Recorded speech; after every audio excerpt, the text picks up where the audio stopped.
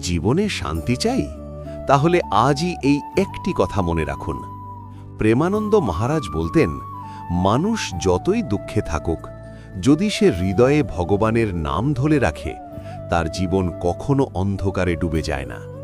এই পৃথিবীতে সব কিছুই ক্ষণস্থায়ী।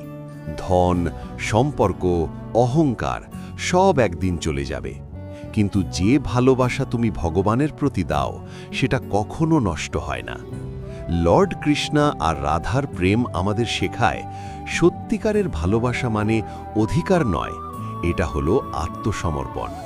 তাই দুঃখে ভেঙে পড়ো না, কষ্টকে ভগবানের আশীর্বাদ মনে করো, কারণ তিনি যাকে ভালোবাসেন তাকে পরীক্ষা নেন।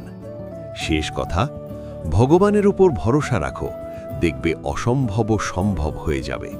তাহলে বন্ধুরা, এই ভিডিওটি ভালো লাগলে লাইক শেয়ার করুন আর ভগবানের নাম একবার লিখে যান। হরে কৃষ্ণ।